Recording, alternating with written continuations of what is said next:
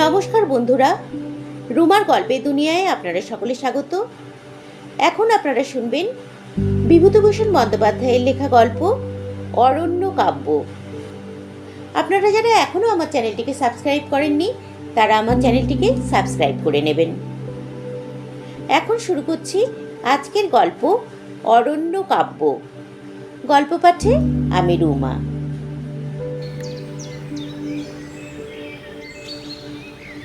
আমরা মাঠাবুরু বাংলোতে কয়েকদিন হলো গিয়েছি।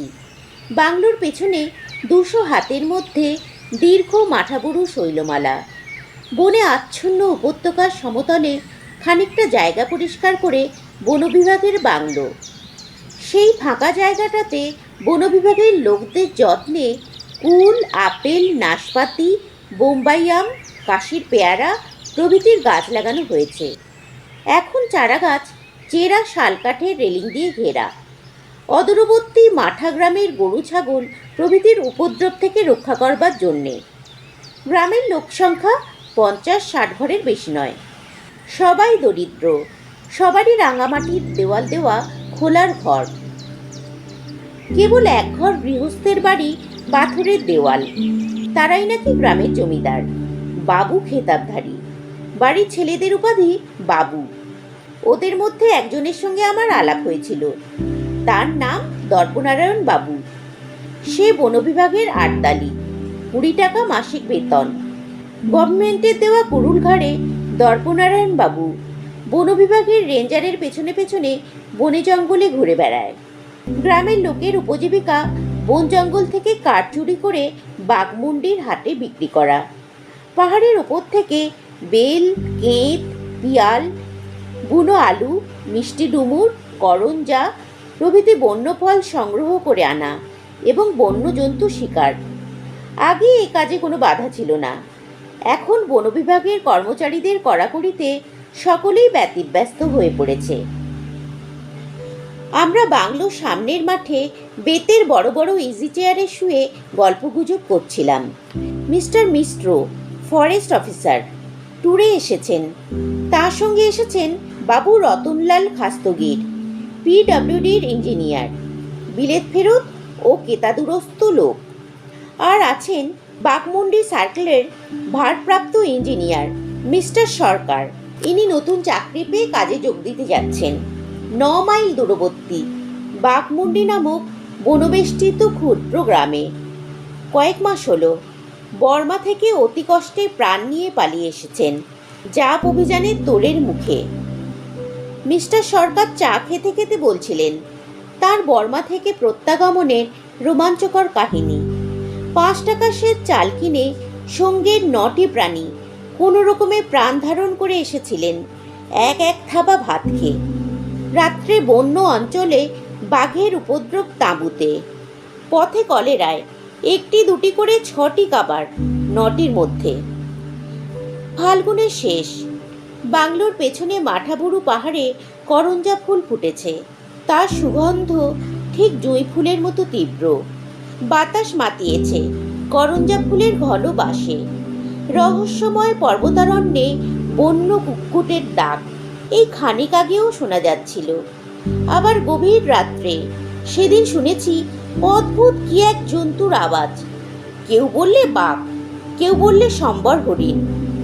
মিস্টার সরকার বললেন, এই জায়গাটা বড় চমৎকার, সত্যি বেশ অদ্ভুত ধরনের সিনারি। আমি বললাম, স্বপ্নলোকে বাস করছি কদিন, আবার কলকাতা গিয়ে আপিস করতে হবে, সেই ভয়ে কাঁটা হয়ে আছি। মিস্টার মিশ্র বললেন, কাল আপনাকে মাঠাবুরু পাহাড়ের ওখানকার বনে নিয়ে যাব। কত রকম ফুল ফুটেছে দেখবেন এই সময়। মিস্টার সরকার বললেন, আমিও যাব। আমি বললাম, আপনি কাল জয়েন করবেন না? না, আমার জিনিসপত্র এখনো বলরামপুর থেকে আসেনি। কিন্তু এর পরে আপনি বাঘমুন্ডি যাওয়ার মোটর পাবেন না। মিস্টার মিশ্র তো কাল চলেছেন। মিস্টার মিশ্র বললেন, হ্যাঁ, কথাটা খানিকটা ঠিক, তবে আমি কাল কখন যাব বলতে পারিনি। পুরুলিয়া থেকে যদি তার আসে তবে, নয়তো নয়তো পরশু সকাল। হঠাৎ মিস্টার সরকার উৎকণ্ঠ হয়ে বললেন, ও কি ডাকছে বনে? ভীষণ আওয়াজ। আমি হেসে বললাম, তাই তো, কি বলুন তো? আমি কিছুই বুঝছি না, কি ওটা? মিস্টার মিশ্র বললেন, প্রাগৈতিহাসিক ব্রন্টোসরাস নয়, nothing more than a barking deer. Mister Sarkar বিস্মিত হয়ে বললেন, বার্কিং ডিয়ার? অমন শব্দ! ও যে পাহাড় বন ফাটিয়ে দিচ্ছে আওয়াজে। আমি হেসে বললাম, হো আপদ ওই রকম করে। মিস্টার মিশ্র চাকরকে ডেকে আরও কয়েক পেয়ালা গরম চা আনতে বললেন। বেশ লাগছিল এই চমৎকার রাত্রিটি, যদিও দিনে বেশ গরম। শুকনো শালপাতার গন্ধ মেশানো ও করঞ্জা পুষ্পের সুবাসে ভরা নৈশ বাতাস বাংলাদেশের অগ্রহায়ণ মাসের রাত্রির মতো ঠান্ডা। আমরা কেউ কম্বল, কেউ আলোয়ান গায়ে দিয়ে বসেছিলাম। আমি বললাম, বর্মা থেকে ফেরবার পথে পাহাড় জঙ্গলের দৃশ্য কেমন দেখলেন মিস্টার সরকার? উফ, ছিন্দুইন নদী পার হয়ে মণিপুরের পথে যে অপূর্ব পাহাড় বনের দৃশ্য, তেমন দৃশ্য হঠাৎ চোখে পড়ে না। অনেক বড় বড় সাহেবের মুখেও আমি একথা শুনেছি, যারা অনেক বেরিয়েছে, অনেক জায়গায় গিয়েছে, তারাও বলেছে, ভগবানের তৈরি দুনিয়ায় একটা ভালো জিনিস যদি কেউ দেখতে চায়, তবে যে ভ্রমণ করতে ইচ্ছুক, যার বুকে সাহস ও উৎসাহ আছে, সে যেন মণিপুর বর্মা রোড ধরে ছিন্দুইন নদী পর্যন্ত যায়। চোখ সার্থক হবে, যদি পয়সা খরচা করে পয়সাও সার্থক হবে। বৃদ্ধ সবাইকে গরম চায়ের পেয়ালা দিয়ে গেল। আমাদের পরামর্শ হচ্ছিল, আগামীকাল যদি পুরুলিয়া থেকে মিস্টার মিশ্রের তার না আসে, তবে বিকেলে মিস্টার সরকারকে নিয়ে নাকটি টাঁড়ের ফরেস্টে সবাই মিলে পিকনিকে যাওয়া যাবে। মিস্টার মিশ্র বললেন, বাঘমুন্ডিতে বড্ড কষ্ট হবে আপনার মিস্টার সরকার। ছোট্ট গ্রাম, একটি বাঙালি নেই, থাকবার ঘর পাবেন না। ডাক বাংলো আছে বটে, কিন্তু তাতে কদিন থাকবেন? রান্না করবেন কে? নানা অসুবিধে। সভ্যতার মুখ দেখতে পাবেন না, পাহাড় জঙ্গলের মধ্যে বাস। মিস্টার খাস্তগির বললেন, থাকবার যতদিন ঘর জোগাড় না হয় ততদিন উনি ডাক বাংলোতেই থাকবেন, সে ঠিক করে রেখেছি। ভদ্রলোকের ছেলে, যাবেন কোথায়? গাছতলায় তো উঠতে পারেন না। মিস্টার খাস্তগির মিস্টার সরকারের উপরওয়ালা অফিসার। মিস্টার সরকার কৃতজ্ঞতার দৃষ্টিতে ওর দিকে চেয়ে বললেন, সে আপনার দয়া, যাতে ফ্যামিলি আনতে পারি এ ব্যবস্থাটা করে দেবেন, নয়তো বড় কষ্ট হবে। মিস্টার মিশ্র বিস্ময়ের সুরে বললেন, ফ্যামিলি? না মশাই, আমি আপনাকে সে পরামর্শ দিই নে। কেন? না, এসব বেখাপ্পা জায়গায় কেউ ফ্যামিলি আনে? আনছি আর কি সাধে, নিতান্ত পেটের দায়ে। যাই হোক, আমার পরামর্শ অন্যরকম। এই, কন হ্যায়? দেখা গেল একটা বাইরের লোক রাস্তার ওপর থেকে চলে এসে বাংলোর হাতায় ঢুকলো। মিস্টার মিশ্রের প্রশ্নের উত্তরে সে আরও কাছে এসে এক লম্বা সেলাম দিল সবাইকে। তারপর এগিয়ে এসে মিস্টার মিশ্রের হাতে একখানা চিঠি দিল। মিস্টার মিশ্র চিঠিখানা দেখে বললেন, এ তো বাংলা চিঠি দেখছি, আমি তো পড়তে পারবো না। এই নিন, পড়ুন। হাতে লেখা কটি মাত্র ছত্রে লেখা চিঠি। তাতে লেখা আছে, আমার স্বামী উপানন্দ মণ্ডল মৃত্যুশয্যায়। কয়দিন হইতে জ্বর আর ছাড়িল না, জ্ঞান নাই। একা আমি যে কি করিব বুঝিতে পারিনে। আমার হাতে টাকা পয়সা নাই, একজন লোক নাই যে আমার কথা বুঝিতে পারে। এই চিঠি দিলাম। বাঙালিবাবু হইলে চিঠি পড়িয়া দয়া করিয়া আসিয়া আমার স্বামীকে বাঁচান। ইতি দুঃখিনী, উপানন্দ মণ্ডলের স্ত্রী। আমি উত্তেজনায় চেয়ার ছেড়ে উঠে দাঁড়াই। মিস্টার খাস্তগির বললেন, কি হলো? কোথাকার চিঠি? ব্যাপার কি? আমি চিঠি পড়ে সকলকে শোনালাম। মিস্টার মিশ্র জিজ্ঞেস করলেন, কোথাকার চিঠি, কোন জায়গা থেকে আসছে? বাকি সকলেই হতবুদ্ধি। হঠাৎ মনে পড়ল, পত্রবাহক তো এখানে সশরীরে উপস্থিত। তাকে জিজ্ঞেস করা গেল কথাটা। সে বললে, বাঘমুন্ডি সে। আমি বললাম, এ বাবু কে? কন্ট্রাক্टर का किरानी। कौन कॉन्ट्रैक्टर? फॉरेस्ट इजारदार। वो कॉन्ट्रैक्टर वहाँ पर नहीं रहता है। किरानी बाबू उनको कम दिखता था। आज 7 रोज में बाबू बीमार पड़ा।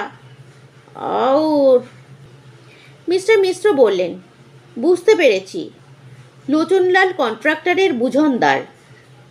সাবাই ঘাসের আঁটি ওজন করে, প্রেসে আঁটি বাঁধায়, সামান্য 20-30 টাকা মাইনে পায়। ওখানে বাঙালি তো আর কেউ নেই। মিস্টার খাস্তগির বলে উঠলেন,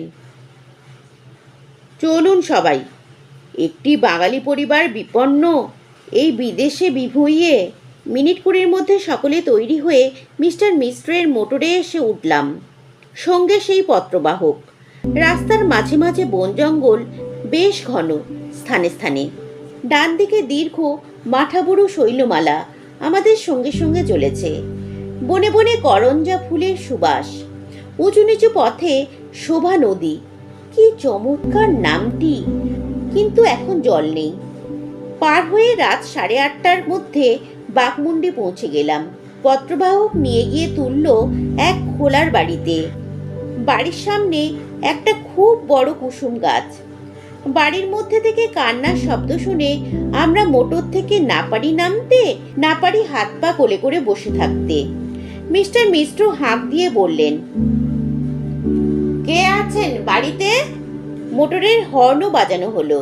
2-3টে ওদেশি লোক কোথা থেকে এসে জুটল মোটরের কাছে। মিস্টার মিশ্র তাদের বললেন,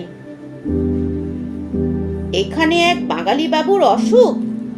ওরা সাহেবি পোশাক পরা সব লোক দেখে থতমত খেয়ে গিয়েছিল। সেলাম দিয়ে সংক্ষেপে বললে, ও বাবু মার গিয়া। আমরা সবাই প্রায় একসঙ্গে বলে উঠলাম, সে কি, কখন? বেলা 3 বাজে। সৎকার হয়েছে? नहीं बाबू, लाश कोথায়? बाड़ी में अभी तक है। क्या करे बाबूजी, हम लोग तो मुसलमान है। बांगाली हिंदू को लाश कौन ले जाएगा? পত্রবাহকটির কথা আমরা ভুলে গিয়েছিলাম। সে বাড়ির ভেতর থেকে এসে আমাদের বললে, মাইজি ডাকছেন আপনাদের। বাড়ির মধ্যে গিয়ে যে দৃশ্য চোখে পড়ল তা বড়ই করুণ। খোলা ছোট বাড়ির মধ্যে 2-3খানা আলোকবিহীন ঘর। একটা ঘরের দাওয়ায় 2-3টি ছোট ছোট ছেলে মেয়ে বসে কাঁদছে। ঘরের মধ্যে উঁকি মেরে প্রথমটা ভালো দেখতে পাওয়া গেল না। তারপর দেখি দড়ির খাটিয়ায় কে যেন শুয়ে আছে। তার পাশে মেঝের ওপর বসে একটি মেয়ে কাঁদছে। বিহারের পল্লীগ্রামের ঘর। ভালো আলো বাতাস আসবার ব্যবস্থা নেই এসব ঘরগুলোতে। খোলার দোতলা করবে, অথচ উপযুক্ত পরিমাণে জানলা থাকবে না। আমাদের দেখে মেয়েটি আরও চিৎকার করে কেঁদে উঠল। এই অসহায় সদ্য বিধবার কান্না যেন আর্তনাদের মতো শোনালো। তার মধ্যে স্বামীর জন্য শোক কতকটা নিশ্চয়ই আছে, তার চেয়েও বেশি আছে নিজের কি উপায় হবে তার জন্য আতঙ্কবোধ। আমরা যে কজন উপস্থিত আছি সেটা খুব ভালো করেই বুঝলাম, বাঙালি বিহারি সবাই। মিস্টার খাস্তগির বললেন সান্ত্বনা সুরে, কাঁদবেন না মা, আমরা যখন এসেছি তখন সব ব্যবস্থা হবে। মিস্টার মিশ্র ঘরের মধ্যে উঁকি মেরে দাওয়ায় এসে দাঁড়িয়ে বললেন, ওহ, সো ভেরি স্যাড। আমাদের আসতে দেখে 2-5টি লোক বাড়ির মধ্যে ঢুকলো। এতক্ষণ কেউ ছিল না। মিস্টার মিশ্র তাদের ধমক দিয়ে বললেন, বাঘমুন্ডি গ্রামে কি এমন একজন মেয়ে মানুষ নেই যে এই বিপদের সময় এখানে এসে দাঁড়িয়ে একটু সান্ত্বনা দেয়? শুধু পয়সা করতেই এসেছে সব এখানে, মনুষ্যত্ব শেখেনি। এখানে বেশিরভাগ লোক মুসলমান, আরা জেলা প্রভৃতি জায়গা থেকে এসেছে বন্যপালা কেনাবেচা করবার জন্যে। ছোট গ্রাম, তবে বন্যপালার মস্ত বড় হাট বসে এখানে ফি সোমবারে। এই ব্যবসা উপলক্ষে অনেকগুলি বিদেশি লোক এখানে এসে বাস করছে। অনেকেই খোলার ঘরদোরও বানিয়েছে, নিজেরা থাকে, আবার ভাড়াও দেয়। হিন্দুও এদের মধ্যে অনেক। সত্যিই রাগ হয় বটে। এই লোকগুলো কী রে বাবা, কেউ নেই ওর আত্মীয় স্বজন এখানে। সদ্য বিধবা একটি মেয়ে স্বামীর মৃতদেহ আঁকড়ে পড়ে আছে বিদেশ বিভুঁইয়ে। এই অবস্থায় তাকে সান্ত্বনা দিতেও তো 2-4টি স্থানীয় মেয়ের আসা উচিত ছিল। শুনলাম নাকি এসেছিল, একেবারে যে আসেনি তা নয়, কিন্তু এই ভদ্রলোকের মৃত্যু হয়েছে বেলা 3টের সময়, আর এখন রাত 9টা। 6 ঘন্টা ধরে কে বসে থাকবে এখানে? বাড়িঘরের কাজকর্ম সকলেরই আছে নাকি? এই যুক্তি অকাট্য, কাউকে দোষ দেওয়া যায় না। যদি দোষ দিতে হয় তবে মেয়েটির অদৃষ্টকে। আমি বললাম, মা, কান্নাকাটি করে আর কি করবেন? যা হবার তা হয়ে গেছে। এখন সৎকার করবার ব্যবস্থা করতে হবে সকলের আগে। একটু বাইরে আসুন, আমরা জিজ্ঞেস করি। মেয়েটি বাইরে এসে দাঁড়ালো। কপাল কুটেছে, ডিবি হয়ে ফুলে আছে কপালটা। বয়স 23-24, কি বড়জোর 25-এর মধ্যে। আধময়লা শাড়ি পরনে, রাত্রি জাগরণে এবং দুশ্চিন্তায় মুখ শীর্ণ। তবুও কেমন মনে হয় মেয়েটি একসময়ে নিতান্ত খারাপ ছিল না দেখতে। রং ময়লা নয়, বরং ফর্সাই। হাতে দুগাছা সরু রুলি, গাছ কতক কাঁচের চুড়ি। ও চোখে মুখে গভীর নিরাশা আঁকা রয়েছে। অবলম্বনহীন নিঃসম্বল জীবনের আতঙ্ক ওর মুখের প্রতিরেখায়। মিস্টার খাস্তগির ও আমার প্রশ্নের উত্তরে ওদের ঘটনা যা জানা তা এই যে, ও স্বামী উপানন্দ মণ্ডল এখানে ফরেস্ট কন্ট্রাক্টরের কেরানি। লোচনলাল কন্ট্রাক্টর বড় লোক, তার বহু জায়গায় ওরকম কত লোক মাইনে করা আছে। সে নিজে থাকে ধানবাদে, এখান থেকে বহু দূর, তাও এক জায়গায় থাকে না। আজ আছে কলকাতায় তো কাল গেল খড়গপুর। উপানন্দ মণ্ডলের বাড়ি পুরুলিয়ার কাছে কি গ্রামে, কিন্তু মেয়েটির বাপের বাড়ি নদিয়া জেলায়। আজ 10 বছর বিয়ে হয়েছিল। এই 3টি সন্তান তার ফল। বাপের বাড়ির অবস্থা খারাপ। শ্বশুরবাড়িতেও এক বৃদ্ধ জ্যাঠ শ্বশুর ছাড়া আর কেউ নেই। চাকরি না করলে যদি সংসার চলবেই, তবে এত দূরে পাণ্ডববর্জিত স্থানে পাহাড় জঙ্গলের দেশে কেউ আসে চাকরি করতে? বললাম, বাপের বাড়িতে কে আছে? সৎমা ও 2টি বইমাত্র ভাই। বাবা বেঁচে? তাহলে কি আজ? বলেই মেয়েটি ডুকরে কেঁদে উঠল। ওর এই কান্নার মধ্যে একটা অসহায় সুর ফুটে উঠল বেশি করে। সেটা ততটা আধ্যাত্মিক নয় যতটা আধি ভৌতিক। সংক্ষেপে বোঝা গেল, হাতে এমন পয়সা তার নেই যে কাল কি খাবে। তার আধ্যাত্মিক ক্রন্দনের সময় এটা নয়। তার স্বামী স্ত্রীর মধ্যে যত গভীর দাম্পত্য প্রেম থাকুক না কেন। মিস্টার খাস্তগির আমাদের ইংরেজিতে বললেন, শেষকালে মৃতদেহ কি আমাদেরই বইতে হবে নাকি? বললাম, গতিক দেখে তাই মনে হচ্ছে। এখন এত রাত্রে? 3টে থেকে সারা রাত মরা পড়ে থাকবে বাড়িতে? সে হয় না। আমাদের মোটর আসতে দেখে এবার অনেক লোক জড়ো হয়েছে বাড়ির উঠোনে ও বাড়ির সামনে। তাদের কাছে খবর নিয়ে জানা গেল পথে শোভা নদী পার হয়ে এসেছি, ওরই ধারে শ্মশান। তবে বন্য হিন্দু বলতে যা বোঝায় তা বাঘমুন্ডি গ্রামে নেই। সুতরাং বন্য হিন্দু সৎকার প্রথা এখানে যথাযথভাবে পালন করা হয় না। যেখানে যার খুশি সৎকার করে। এত রাত্রে সেই শোভা নদীর ধারে যেতে হবে। সে এখান থেকে 3 মাইলের কম নয়। মিস্টার মিশ্র বললেন, লাশ আমার মোটরে তুলুন, আমার আপত্তি নেই, চলুন নদীর ধারে। এ প্রস্তাবে আমরা আপত্তি জানালাম। ওর আপত্তি না থাকতে পারে, কিন্তু হয়তো ও স্ত্রীর আপত্তি থাকতে পারত। ওর এ উদারতার সুযোগ নেওয়া উচিত হবে না। ঝোঁকের মাথায় অনেকে অনেক কিছু বলে বই কি। সে রাত্রে কোনো ব্যবস্থা করা সম্ভব হয়ে উঠত না, কিন্তু ভুবনেশ্বর বাড়ুজ্যে বলে একটি মানভূমবাসী লোককে পাওয়া গেল হঠাৎ ভিড়ের মধ্যে। তাকে স্থানীয় বন্য লোকের ভিড় থেকে চিনে নেওয়া অসম্ভব হতো, যদি না ওদের মধ্যে কেউ বলে উঠত ওর দিকে আঙুল দেখিয়ে, এ ব্রাহ্মণ আছে। কে ব্রাহ্মণ আছে? কই? একজন কালো ভূতের মতো লোক সলজ্জভাবে ভিড়ের মধ্যে থেকে বার হয়ে এসে একপাশে দাঁড়ালো। অতি ময়লা, 8 হাতি মোটা কাপড়, ধুলো মাটি লেগে রাঙা হয়ে গিয়েছে কাপড়খানা। রাস্তার কুলির কাজ করে কিনা কি জানি। অতি গরিব ব্যক্তি। তাকে জিজ্ঞেস করা হলো, সৎকার কোথায় হয়? সে বললে, সেই নদীটার ধারে, বালিয়ে, অর্থাৎ শোভা নদীর ধারে, বালির ওপর। সে যেতে রাজি আছে। বিস্মিত হলাম যে সে কোনো পয়সার দাবি করলে না সৎকার আনতে। পরদিন তাকে কিছু বকশিস দিতে গেলেও সে প্রথমটা নিতে চায়নি। এটাও বুঝেছিলাম তার এই প্রত্যাখ্যান মৌখিক নয়, আন্তরিক। শোভা নদীর ধারে সেই চিতা সাজিয়েছিল, ঘন ঘন কাঠ জুগিয়েছিল। অবশ্যই আমরা মৃতদেহ নিজেরা বহন করলেও কাঠ মোটরে নিয়ে গিয়েছিলাম। তবে বড্ড বকে, এইমাত্র ওর দোষ। কিন্তু অক্লান্ত কর্মী, কাজে ফাঁকি দিতে জানে না। সারা রাত শোভা নদীর তীরবর্তী বনভূমি থেকে শুকনো শালের ডালপালাও তাকে সেই রাত্রে সংগ্রহ করে আনতে হয়েছিল। কৃষ্ণা দ্বাদশীর ক্ষীণ চাঁদ যতটুকু ম্লান জ্যোৎস্না দান করলে শোভা নদীর বালির চরে, তাতেই শেষ রাত্রে আমরা আমাদের কাজ সমাধা করে ভোর হওয়ার সঙ্গে সঙ্গে মোটরে উঠে আবার বাঘমুন্ডি ফিরে এলাম। মেয়েটির ঘরদোর ওরই মধ্যে বেশ গোছানো।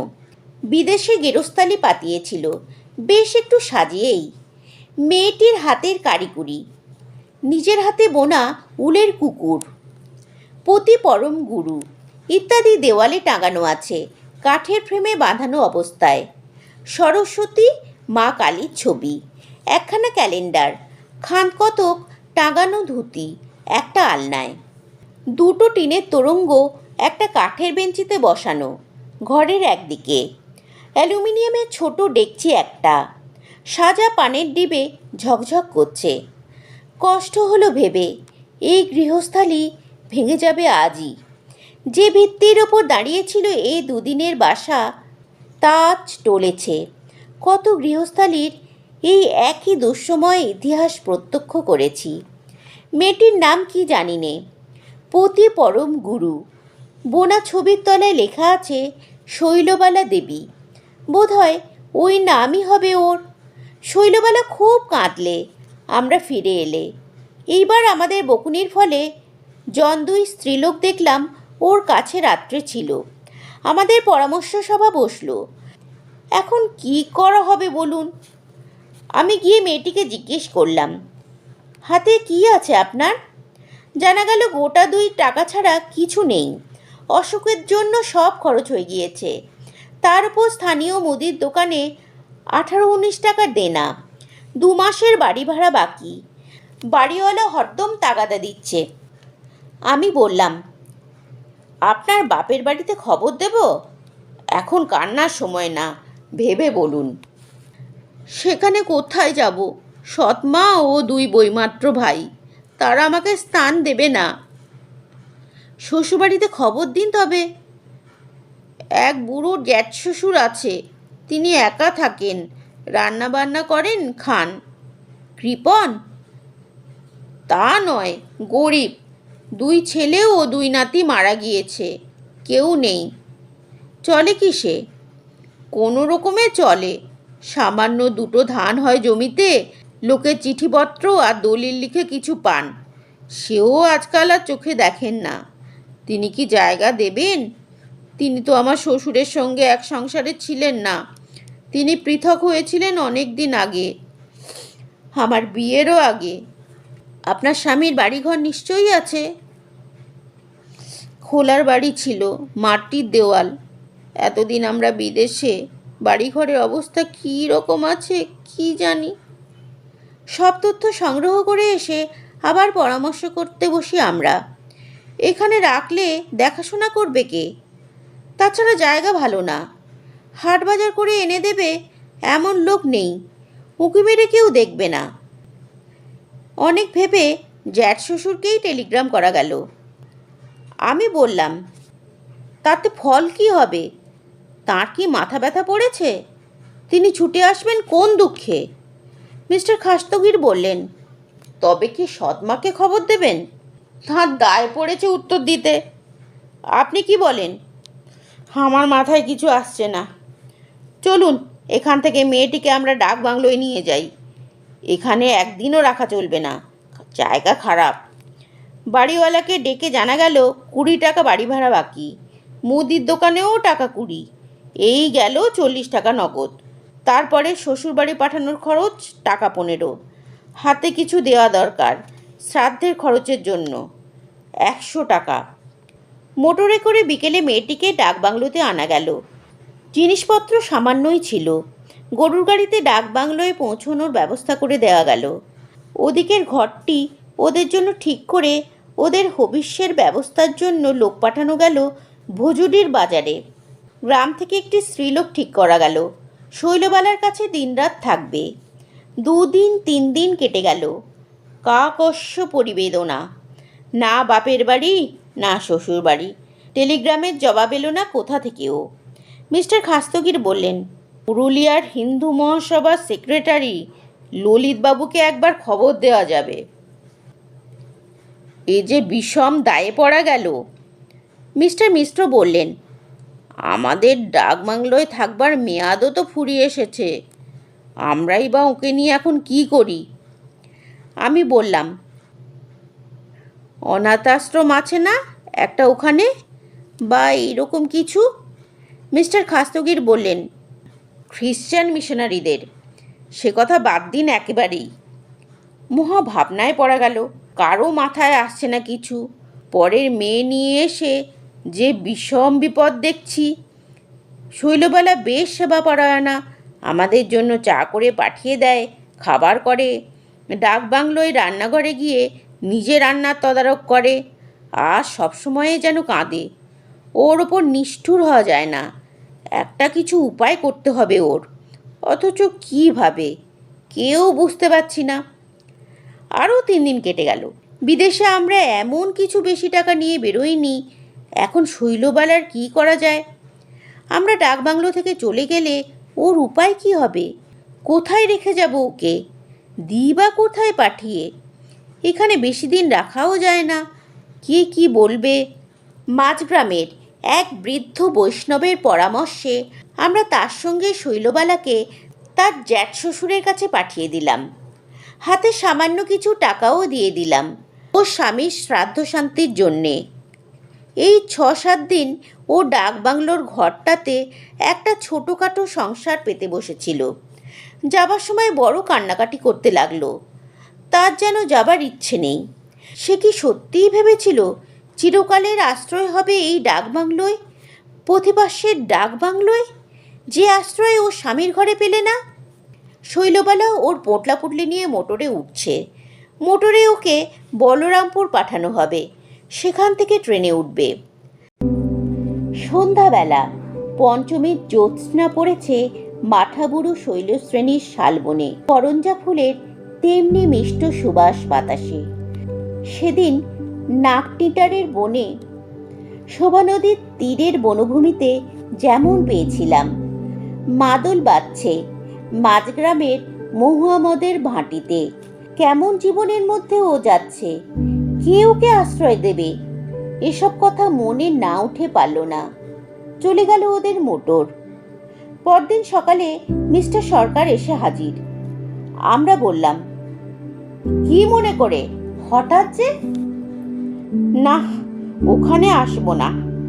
উপানন্দ মণ্ডলের ব্যাপারে বুঝলাম যে এখানে চাকরি পোষাবে না, ফ্যামিলি না নিয়ে থাকলে আমার চলবে না, আর আনলে তো অমন বিপদ সবারই হতে পারে। আজই রিজাইন দিয়ে দেব অমন জায়গার চাকরিতে। এতক্ষণ আপনারা শুনলেন বিভূতিভূষণ বন্দ্যোপাধ্যায়ের লেখা গল্প অরণ্য কাব্য। গল্পটি আপনাদের কেমন লাগলো কমেন্টে লিখে জানাবেন। আমার গল্প পাঠ ভালো লাগলে যারা আমার চ্যানেলটিকে এখনও সাবস্ক্রাইব করেননি তারা আমার চ্যানেলটিকে সাবস্ক্রাইব করে নেবেন। সাবস্ক্রাইব করার সময় বেল আইকনটিতে ক্লিক করবেন, তাহলে আমার চ্যানেলে পোস্ট করা নতুন গল্পের নোটিফিকেশন আপনারা তক্ষুনি পেয়ে যাবেন। আজকের মতো এখানেই শেষ করছি। পরের দিন আসবো অন্য কোনো নতুন গল্প নিয়ে আপনাদের কাছে। সুস্থ থাকবেন, ভালো থাকবেন। ধন্যবাদ।